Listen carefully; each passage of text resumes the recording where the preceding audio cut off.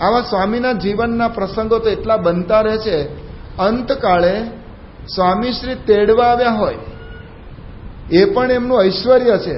કોઈ માણસ મરતો હોય, છેલ્લા શ્વાસ ઘૂંટાઈ રહ્યા હોય, હવે લાંબુ જીવવાનું નથી, નક્કી છે, અને એ વખતે મરણ પથારીએ રહેલા આમ એમ બોલે કે જો સ્વામિનારાયણ ભગવાન આવ્યા, પ્રમુખ સ્વામી બાપા આવ્યા, લાવો દીવો લાવો, પ્રસાદ લાવો, નાળિયેર ક્યાં છે, અને હું જાઉં છું.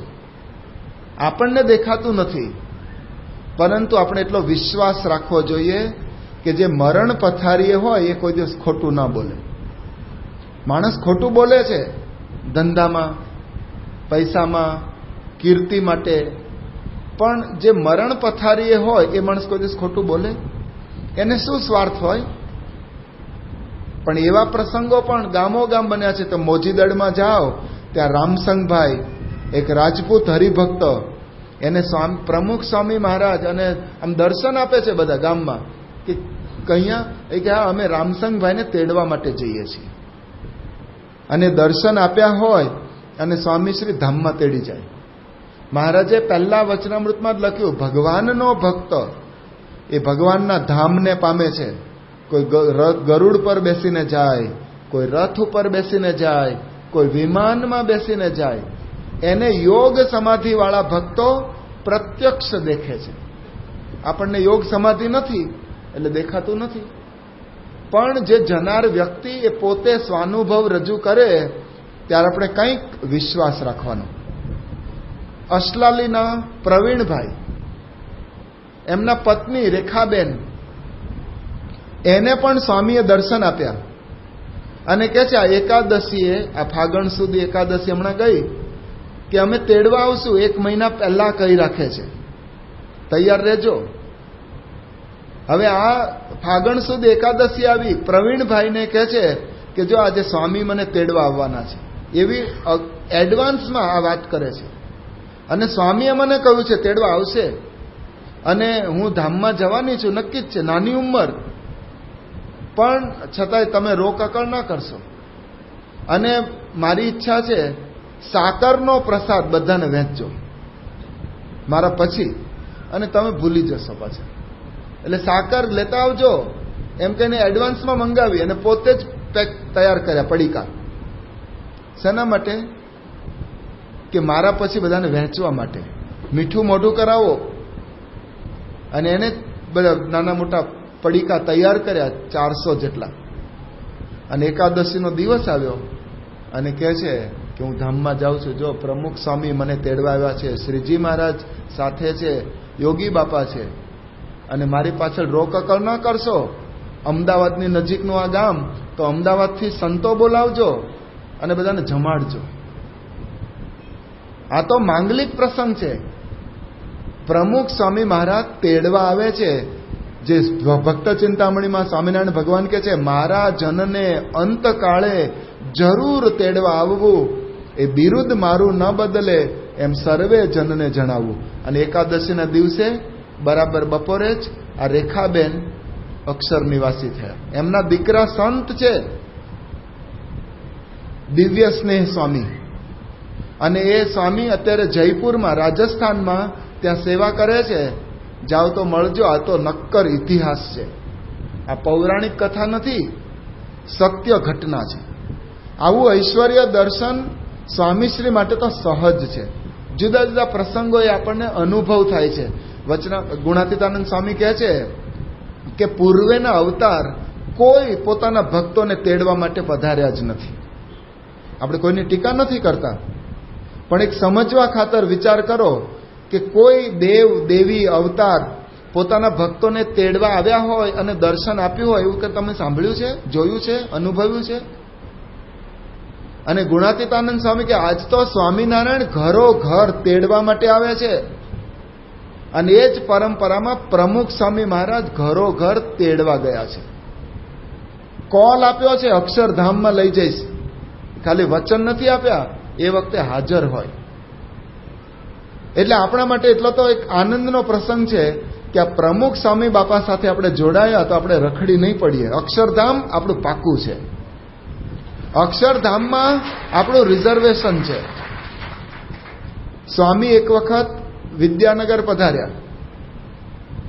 એ વખતે સ્વામી ભોજન કરતા હતા અને સામે કેટલાક બાળકો બેઠેલા. એમાં એક હેમંત સોની નામનો એક છોકરો 14-15 વર્ષનો, એ સ્વામી આગળ પોતે મુખપાઠ રજૂ કરતો હતો. આખી સ્વામીની વાતોનું પુસ્તક 700 પાના, બધું કંઠસ્થ, કડકડાટ બોલે, આમ ધાણી ફૂટે એમ બોલે, આમ જાણે સ્વિચ ચાલુ કરો અને ટેપ રેકોર્ડર કેસેટ બોલે એવી રીતે ચાલુ થઈ જાય. અને સ્વામી આગળ એને રજૂઆત કરી તો સ્વામી પણ બહુ રાજી થયા. આટલો નાનો છોકરો, મહાબુદ્ધિશાળી, અને આટલો કંઠસ્થ કર્યો. ભણવામાં તો હોશિયાર હતો જ, પણ આ વેકેશનમાં આ સ્વામીની વાતો પુસ્તક મોઢે કર્યું. એટલે જમવાનું પૂરું થયું, પેલા સેવક સંત થાળ લઈને ચાલ્યા ગયા, પણ સ્વામી એમાંથી પ્રસાદ રખાવ્યો જુદો. અને એ વખતે પેલો યુવકને બોલાવ્યો, કિશોરને, આવ. સ્વામી એને પ્રસાદ આપ્યો, એને આશીર્વાદ આપ્યા કે બહુ સરસ, તે તો આખું ગ્રંથ મોઢે કર્યો છે. ત્યારે પેલો હેમંત કહે છે, સ્વામી તમે રાજી થયા? કે હા, એ રાજી થયો એટલે તો આ તને જો પ્રસાદ આપ્યો, આશીર્વાદ આપ્યા. સ્વામી તમે રાજી થયા હો તો મને એક વચન આપો. સ્વામી કે બોલ, શું? તો પેલો હેમંત કહે છે કે સ્વામી તમે મને અક્ષરધામ આપો. અક્ષરધામ? સ્વામીએ માથે હાથ મૂકીને આશીર્વાદ આપ્યા કે તને અક્ષરધામમાં લઈ જઈશું. પાકું. તો બાજુમાં એક સંત, એણે આમ ગમ્મત ખાતર સ્વામીને વાત કરી કે સ્વામી આ તો 14 વર્ષનો છોકરો છે અને તમે અક્ષરધામ આપી દીધું? હજુ તેને ઘણું જીવવાનું બાકી છે, ઘણા દુનિયાના રંગરાગ, મોજ શોખ, અને તમે અક્ષરધામમાં લઈ જશો?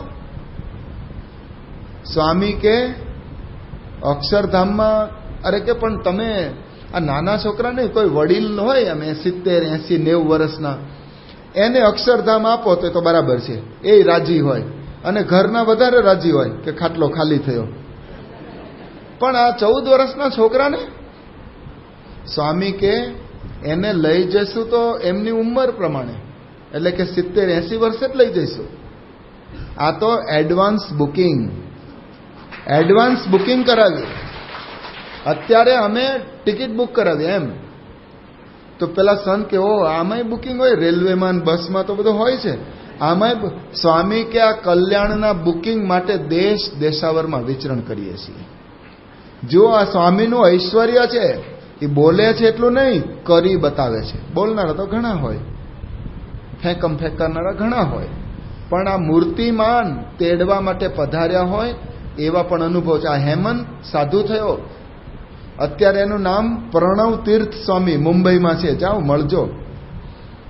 પ્રણવ તીર્થ સ્વામી બહુ સંસ્કૃતના શાસ્ત્રી થયા છે અને ત્યાં કથા પ્રવચન ને બધું મુંબઈમાં લાભ આપે છે. અરવિંદભાઈ મુલુંડમાં આવે છે કે નહીં? ઘાટકો પર લાભ આપવા એ જ આવે છે. લો કેજો તમને યાદ કર્યા હતા ભુજમાં. એમ એવો જ પ્રસંગ બન્યો સારંગપુરમાં. સારંગપુરની અંદર સ્વામીની 70મી જન્મ જયંતિ હતી. 25 વર્ષ પહેલાની આ વાત છે. એ વખતે સારંગપુર મંદિરનો અમૃત મહોત્સવ 75 વર્ષ થતા હતા. હવે શતાબ્દી આવી, એટલે એ વખતે 7 દિવસનો ભવ્ય મહોત્સવ સારંગપુરમાં. સ્વામી સભામાં જવા માટે નીકળ્યા. સ્વામીને વિચાર આવ્યો કે ભોજનશાળામાં લો ને ગાડી, આપણે શું વ્યવસ્થા છે, હરિભક્તોને હમણાં તમને જમાડવાના છે, કેવી વ્યવસ્થા આયોજન છે જરા જોઈ લઈએ. તો સ્વામી ભોજનશાળામાં ગાડી ગઈ, બધું જોયું. કાર્યકરો થોડી પૂર્વ તૈયારી ચાલતી હતી. એમણે સમજાવ્યું કે સ્વામી અહીંયા હરિભક્તો જમશે, અહીંયા બહેનો માટે જુદી વ્યવસ્થા છે આપણી મર્યાદા પ્રમાણે. સ્વામી કે શું જમાડવાના છો? તો બધી વાત કરી મેનુ, કે સાટા જલેબી, ઊંધિયું, પૂરી, પછી પુલાવ, બધું જે કઈ વાતો થઈ. પછી સ્વામી બહુ રાજી થયા. કાર્યકરોને આશીર્વાદ આપીને ગાડી જતી હતી, બહાર નીકળવાની હતી હવે ગાડી. તો એક યુવકને જરા ગમ્મત કરવાનું મન થયું કે સ્વામી સાથે થોડી આનંદ કિલ્લોલ કરીએ. તો ગાડીની આગળ જઈને આમ હાથ લાંબા કરીને ઊભો રાખ. એટલે સ્વામીએ ડ્રાઈવરને કહ્યું કે ગાડી ઊભી રાખો, આને કંઈ કામ લાગે છે. સ્વામીએ કાચ ખોલ્યો એટલે પેલો નજીક આવ્યો યુવક અને કહે, સ્વામી તમે ભોજનશાળામાં આવ્યા, પણ ભોજનશાળામાં પાસ લાવો, પાસ લાવો. અમારે તો અહીંયા સિસ્ટમ છે, પાસ હોય એને બધું ભોજનશાળામાં આવવા મળે. સ્વામી સમજી ગયા ગમ્મત કરે છે, પણ બુદ્ધિશાળી છે, તરત જ પામી ગયા. સ્વામી કે કોઈ ભોજનશાળામાં પ્રવેશ કરતો હોય ને ત્યારે પાસ માગવાનો હોય. અત્યારે શું માગે? અમે તો બહાર નીકળીએ છીએ, હવે કાર્યક્રમ પૂરો થઈ ગયો, અત્યારે શું પાસ માગે છે? કે એમ ઓલો છોકરો પાછો એન્જિનિયર થયેલો વિદ્યાનગરમાં, કે એમ નહીં, અમારી સિસ્ટમ જુદી છે. એક્ઝિટ પાસ લાવો, એક્ઝિટ પાસ એટલે કે બહાર નીકળવાનો પાસ લાવો. ગેટ પાસ હોય છે ને એવું, એક્ઝિટ પાસ. અમારી સિસ્ટમ જરા જુદી છે. એક્ઝિટ પાસ લાવો તો જ ગાડી બહાર જવા દઈશ, નહીં તો નહીં. અહીંનો કાર્યકર્તા હું છું, એક્ઝિટ પાસ લાવો. તો સ્વામી પાછું પોતાનું આમ કપડું પકડ્યું કે તારે એક્ઝિટ પાસ જોઈએ છે? કે હા લાવો. સ્વામીએ પોતાનું કપડું પકડી અને એના આમ ખભા પર આમ નાખ્યું કે લે આ એક્ઝિટ પાસ, લે આ એક્ઝિટ પાસ, આ બહાર નીકળવાનો પાસ છે. પછી સ્વામી કે એમ ન સમજતો કે આ ભોજનશાળામાંથી બહાર નીકળે, એ તો છે જ, સાધુને કોણ રોકે? બધા નીકળી જાય ફટફટ. બહાર નીકળવાનો પાસ, આ તો ગર્ભવાસમાંથી બહાર નીકળવાનો પાસ, લખ 84 માંથી બહાર નીકળવાનો પાસ, જમપુરીમાંથી બહાર નીકળવાનો પાસ. અને બોલ તારે જોઈએ છે? તને આપ્યો આ પાસ, મારે આપવો છે, તને લેવો છે? પેલો યુવક રક્ષિત રાવલ આમ હેપતાઈ ગયો કે અરે આ સ્વામી તો પોતાના સામર્થ્યની વાત કરે છે. એને બીજે જ વર્ષે યોગી શતાબ્દી મહોત્સવ આવ્યો, ગાંધીનગરમાં ઉત્સવ ઉજવાયો, એમાં અક્ષરધામનું ઉદ્ઘાટન થયું. સ્વામીએ 85 યુવકોને દીક્ષા આપી. એમાં રક્ષિત રાવલ આ યુવક, એને આ પાસ લીધો, સાધુ બની ગયો, જ્ઞાન વત્સલ સ્વામી બની ગયો, જ્ઞાન વત્સલ. વર્ષો સુધી એને રાજકોટ ને મુંબઈમાં સેવા કરી. અત્યારે વડોદરામાં જાઓ તો મળજો. આ મૂર્તિમાન પ્રસંગો છે. સ્વામીએ કોલ આપ્યો એટલો નહીં, બુકિંગ, હાજર, અને એને આમ પલવારમાં લઈને અક્ષરધામમાં પહોંચાડે એવા પુરુષ. કૃષ્ણશંકર શાસ્ત્રીજી કહે છે તમને મહાત્માઓ તો ઘણા મળશે, ગુરુઓ તો ઘણા મળશે, પણ તમારું કાંડું ઝાલી અક્ષરધામ પમાડે, શ્રીજી મહારાજની સેવામાં સોંપે એવા ગુરુ એક જ છે, પ્રમુખ સ્વામી મહારાજ. એમનું આ અલૌકિક સામર્થ્ય છે. રાજકોટમાં આપણી નજીક જ પાછો એક પ્રસંગ બન્યો. 1 જૂન 1987 સ્વામી રાજકોટમાં હતા. એ વખતે આપણું મંદિર નાનું હતું, આ મોટું મંદિર નહીં. તો સ્વામી ગાડીમાં બેસી અને પારાયણ સ્થળ લોહાણા મહાજનવાડીમાં પારાયણ સ્થળે જતા હતા. સવારનો સમય અને રાજકોટમાં તો બહુ ટ્રાફિક. સ્વામીની ગાડી ટ્રાફિક સિગ્નલ ઉપર ઊભી રહી, લાલ લાઈટ, આજુબાજુ સ્કૂટર, સાયકલ, મોટર, બધું ભીડ વધારે. પેલા સુરેન્દ્રસિંહ જાડેજા બાપુ એ સ્વામી ગાડી, એમની જ ગાડીમાં સ્વામી બેઠેલા. તો એમને નિરાત હતી, સમય હતો, એટલે સ્વામીને પ્રશ્ન પૂછ્યો. ગ્રીન સિગ્નલ થાય ત્યાં સુધી રાહ જ જોવાની હતી કે સ્વામી તમે આ બધા છોકરાઓ સાયકલ ચલાવે છે, તમે સાયકલ ચલાવેલી ક્યારે? સ્વામી કે હા, રોજ અમે નાના હતા તો ત્યાં પાદરામાં સ્કૂલમાં ભણવા માટે જઈએ તો રોજ સાયકલ લઈને જ જતા હતા, રોજનો કાર્યક્રમ. અને ગૃહ ત્યાગ કર્યો એ સાયકલ ઉપર બેસીને જ કર્યો છે. ચાણસદથી નીકળ્યા અને ભાઈલી ગયા અને પછી શાસ્ત્રીજી મહારાજ પાસે પહોંચ્યા સાયકલ પર, એટલે રોજ ચલાવતા. સ્વામી તમે આમ હીરો હોન્ડા ના સ્કૂટર ચલાવેલા? અત્યારે બધા ચલાવે ને હીરો હોન્ડા, દેશ કી ધડકન હીરો હોન્ડા, તમે આવું ચલાવેલું? સ્વામી કે અમે નાના હતા ત્યારે આ બધું સ્કૂટર ને કઈ હતું જ ને, આ બાઇક ને કોઈ યુગ જ નહોતો, આ તો પછીનું સંશોધન છે, એટલે અમે ચલાવેલું નહીં. સ્વામી તમે મોટર ચલાવેલી? મોટર આમ એક સ્ટેપ આગળ લે છે. મોટર ચલાવેલી? મોટર કે ના, મોટર નહીં, પણ અમે દીક્ષા લીધી પછી સારંગપુરના કોઠારી તરીકે હતા ત્યારે દરવાજાનું કામ ચાલતું હતું, કન્સ્ટ્રક્શન. વસંતભાઈ, કન્સ્ટ્રક્શન ચાલતું હતું. અને એ વખતે એક ટ્રક હતો જૂનો, શાસ્ત્રીજીમાં જે ભીમનાથ મંદિરમાંથી ખરીદેલો, એ BAPS નું પહેલું વેહિકલ. અને એ ટ્રક અમે ચલાવતા અને બાજુમાં લાઠીદળ સ્ટેશને જઈએ, વેગનમાં પથ્થર આવ્યા હોય બધા લઈને, અને દરવાજાનું કામ ચાલતું હતું. અમે ટ્રક ચલાવતા. પેલા બાપુ કે ઓહો તમે ટ્રક ચલાવતા? એમ ઓર્ડિનરી કામ કહેવાય, તમારે ટ્રક ચલાવવાની? એમ તમારે તો હેલિકોપ્ટર ચલાવવું જોઈએ. તો સ્વામીએ બાપુના માથા ઉપર હાથ મૂક્યો અને કે બાપુ હેલિકોપ્ટર ચલાવવું એ તમારું કામ, લો આશીર્વાદ, હેલિકોપ્ટર વાળા થશો. અત્યારે બાપુની પાસે હેલિકોપ્ટર નથી, પણ લેવું હોય ને, ખરીદવું હોય ને તો ખરીદી શકે એવા મલ્ટી મિલિયોનર છે. એ બાપુને આશીર્વાદ આપ્યા. પણ સ્વામી પછી કહે છે હેલિકોપ્ટર ચલાવવું એ તમારું કામ, અમને તો અક્ષરધામના વિમાનમાં તમને બધાને બેસાડીને અક્ષરધામમાં લઈ જાવ એ કામ અમારું. અક્ષરધામના પાયલોટ આ એ પુરુષ છે. અને તમે વિચાર તો કરો, જો સાયકલ કોઈને શીખવી હોય ને તો નાના નાના ગામડામાં પણ શીખવા મળે. તમે આ ઉખડમોરા જાઓ, યોગીનગર ને, સાયકલ ચલાવતા શીખી જવાય. નાનું ગામ છે, રોડ ઉપર જ અમે પાટિયું વાંચ્યું હતું એટલે બરાબર છે ને.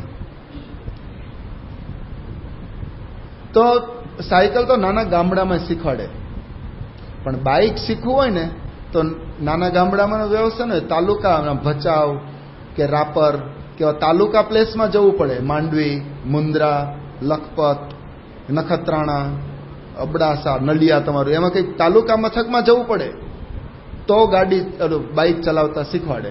હોય પણ ખરું, અને ભાડે પણ આપણને શીખવાડે. મોટર શીખવી હોય ને તો પછી જિલ્લા મથકમાં આવવું પડે, ભુજમાં આવવું પડે. તો મોટર ડ્રાઇવિંગ સ્કૂલ હોય, એ ગામોગામ ના હોય, શહેરમાં મળે. એમાંય હેલિકોપ્ટર ચલાવતા શીખવું હોય તો અહીંયા છે વ્યવસ્થા. આખા ગુજરાતમાં એક જ છે, વડોદરા. બીજે ક્યાંય તમને શીખવે નહીં. એમાંય વિમાન શીખવું હોય, વિમાનના પાયલોટ થવું હોય તો અહીંયા છે વ્યવસ્થા. આખા ઇન્ડિયામાં કેવળ 4 જ, મુંબઈ એ લોકો પૂના લઈ જાય છે, બેંગ્લોર, દિલ્હી અને હૈદરાબાદ, આ 4 જ જગ્યા તમને પાયલોટની ટ્રેનિંગ મળે. બાકી ક્યાંય નહીં, ગામડામાં નહીં. એમાંય રોકેટ ચલાવવું હોય, આમ ચંદ્રલોક ને બધું ચલાવવાનું, સ્પેસમાં જવાનું છે, તો આખા વિશ્વમાં રોકેટ ચલાવવામાં 4 જ જગ્યા છે. દિલ્હી, બેંગ્લોર પણ નહીં. અમેરિકામાં જાઓ, નાસામાં, હ્યુસ્ટન, ત્યાં શીખવાડે. શિકાગોમાં શીખવાડે. રશિયામાં એક જ જગ્યા શીખવાડે. અને જાપાનમાં. બાકી ક્યાંય જ નહીં. આખા વિશ્વમાં કેવળ 4 જ કેન્દ્ર જ્યાં તમને રોકેટની ટ્રેનિંગ મળે. હવે એથી ઉપર અક્ષરધામ, એ અક્ષરધામનું વિમાન ચલાવવાનું છે. એ જ્યાં ત્યાં મળે તમને નાના ગામડામાં. એક જ પ્રમુખ સ્વામી મહારાજ, બીજું કોઈ જ નહીં. આ કલ્યાણના કરનારા પુરુષ એ આ પ્રમુખ સ્વામી મહારાજ છે, અને એની સાથે હું જોડાયો છું એટલે મારું તો કલ્યાણ થઈ જ ગયું. એનું અલૌકિક સામર્થ્ય.